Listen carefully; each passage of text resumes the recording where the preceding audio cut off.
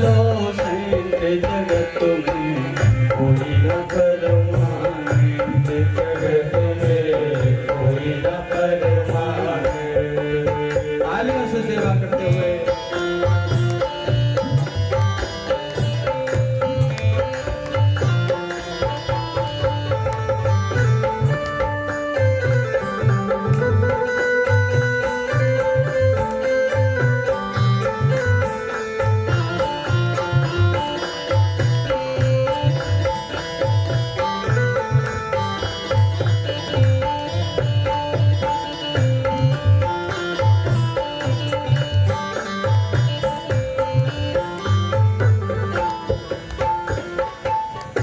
आवागमन लगा दुनिया में, आवागमन लगा दुनिया में, आवागमन लगा दुनिया में। जगत है रेस्टोरेंट भैया, जगत है रेस्टोरेंट ओ भैया, जगत है रेस्टोरेंट। ओ अंत समय में उड़ जाएंगे, अंत समय में उड़ जाएंगे, अंत समय में उड़ जाएंगे, अंत समय में उड़ जाएंगे। तेरे तंबू टेंट जगत में कोई न परमाने, जगत में कोई न परमाने।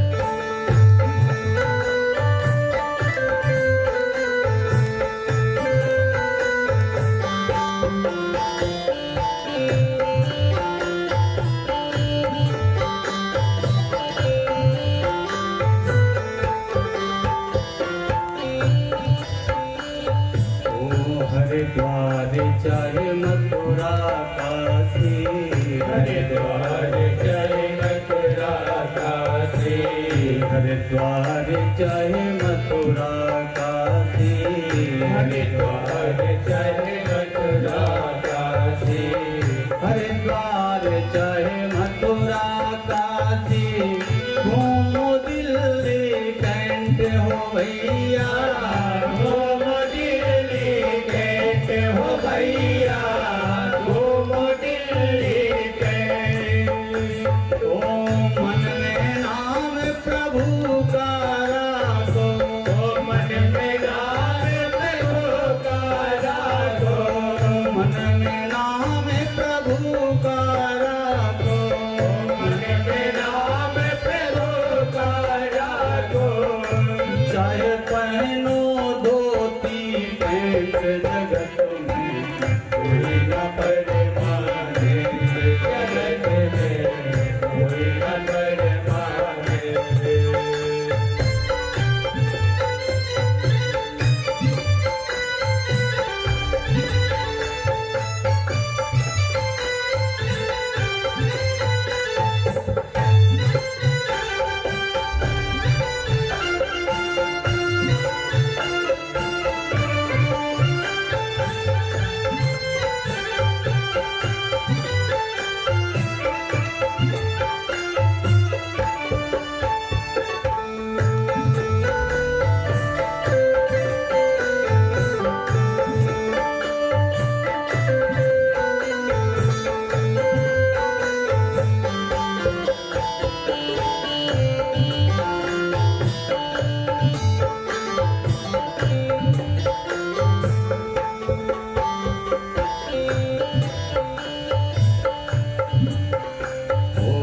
राष्ट्रपति या जनरल कर्नल, राष्ट्रपति या जनरल कर्नल, राष्ट्रपति या जनरल कर्नल, राष्ट्रपति या जनरल कर्नल।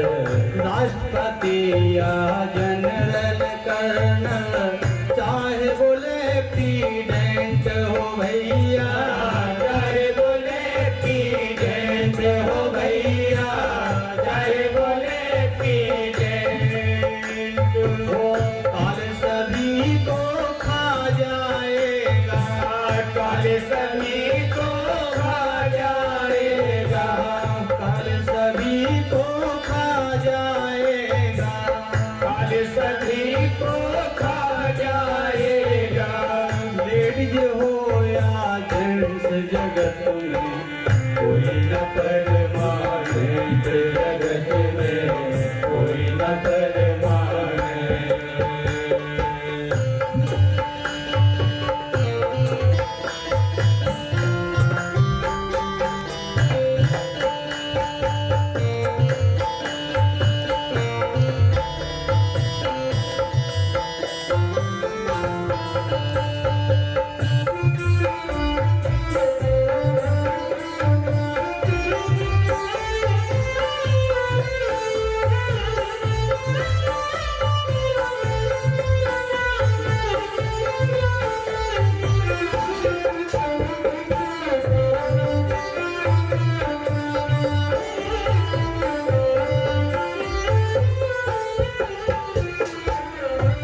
बस एक ही काम करना है, वो साधु संत की संगत कर लो, साधु संत की संगत कर लो, साधु संत की संगत कर लो, साधु संत की संगत कर लो, साधु संत की संगत कर लो। सच्ची गवर्नमेंट हो भैया, सच्ची गवर्नमेंट हो भैया, सच्ची गवर्नमेंट। ओ पूज्य गुरुवर कहे भक्तों से, पूज्य गुरुवर कहे भक्तों से, मत होना अपोसेंट जगत में कोई न करे माने, जगत में कोई न करे माने, जगत में कोई न करे माने। वो तेरे चमेली चंदन सावन, तेरे चमेली चंदन सावन, चाहे लगा लो सेठ जगत में कोई न करे माने, जगत में कोई न करे माने, जगत में कोई न करे माने, जगत में कोई न करे माने। जगत में कोई न परमानंद। जिस कुर्सी पे बैठे हो, कुर्सी की लड़ाई चल रही है आजकल, तो ये भी परमानेंट नहीं है। आज कोई और बैठा, कल कोई और बैठ जाएगा, और दोनों खतरे में हैं। राजगद्दी भी आजकल खतरे में है और व्यास गद्दी भी खतरे में है। बोलो राधे राधे। राजगद्दी खतरे में इसलिए है कि पता नहीं कौन जंगल से मार काट करके गद्दी पर बैठ जाए, और ऐसे ही व्यास गद्दी है कि जब कुछ नहीं मिला तो चलो महाराज पंडिताई पढ़ लो, व्यास गद्दी पढ़ लो, ना उसकी महिमा का ज्ञान, कौन बैठ सकता है कौन नहीं बैठ सकता। ये दोनों गद्दी बड़ी खतरे में है आजकल। श्री भरत जी महाराज पिताजी को समझा रहे हैं, पिताजी यहाँ पर कोई किसी का नहीं है, तुम्हारा ये अज्ञान है कि मैं तुम्हारा बेटा हूँ। तुमने बहुत समझाया, पढ़ने के लिए प्रेरित किया कि पुरोहिताई करो, पंडिताई करो, ये सब फंसने के जंजाल हैं पिताजी। कैसे?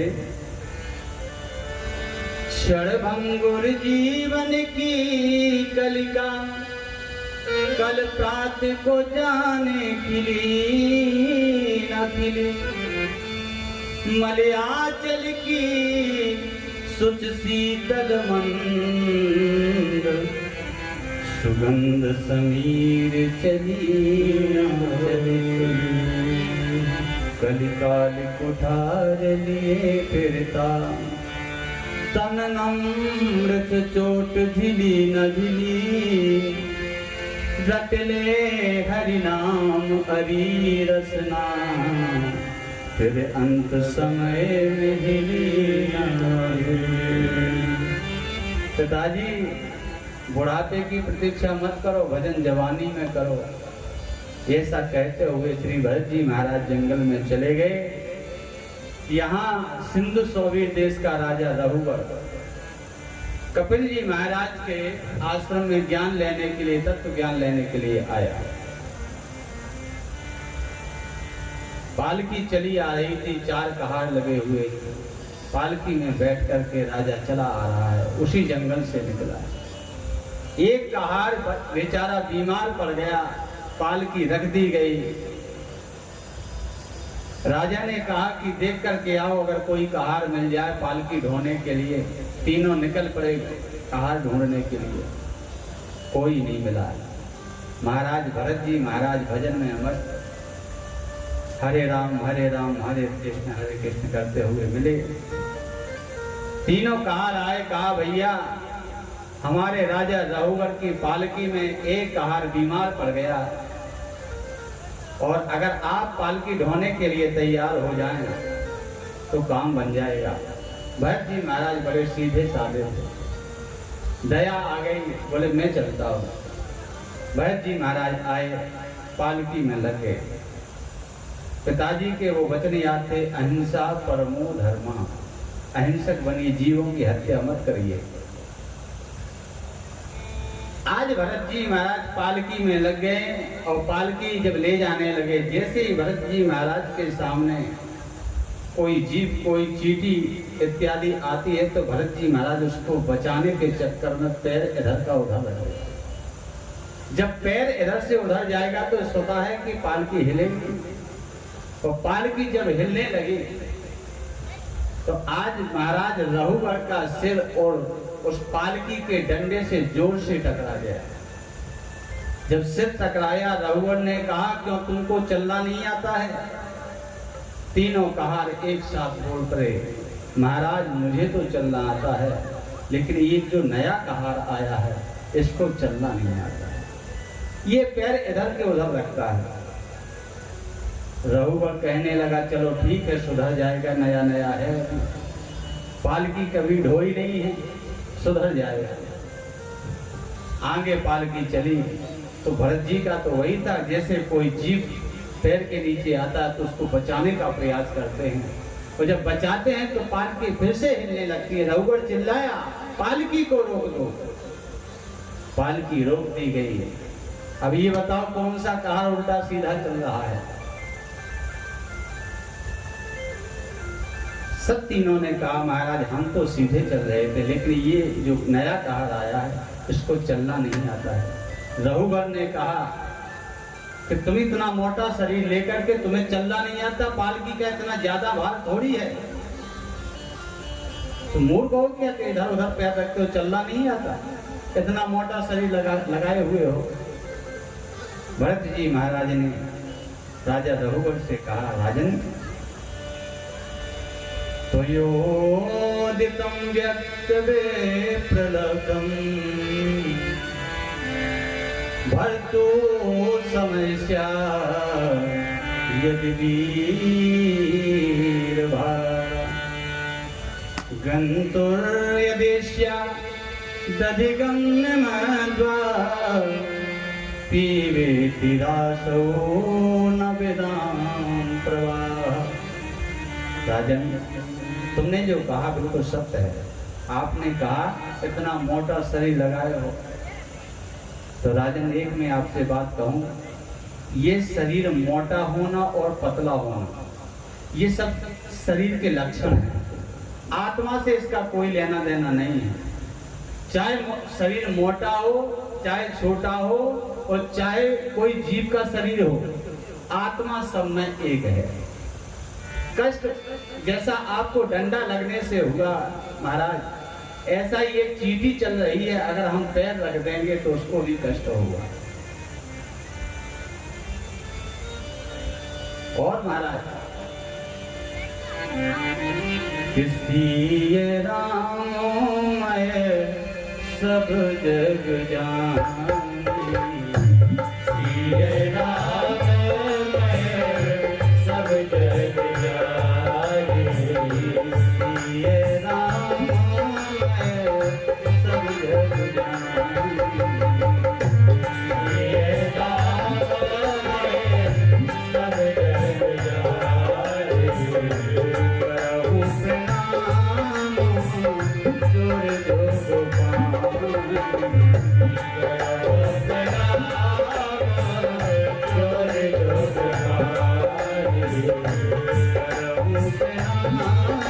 Thank you.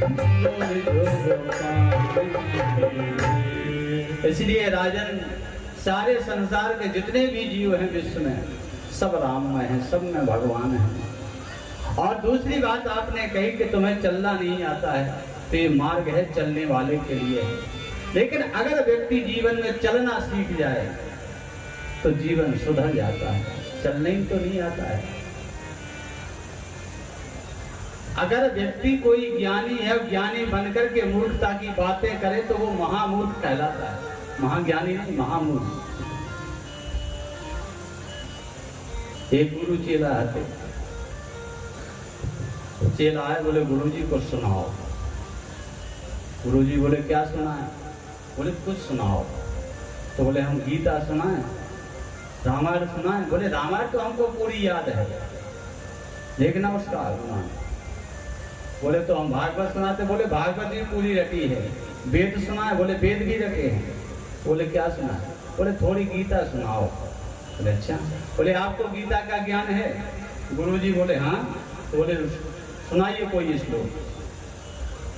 तो गुरुजी ने श्लोक सुनाया, यदा यदा हि धर्मस्य ग्लानिर्भवति भारत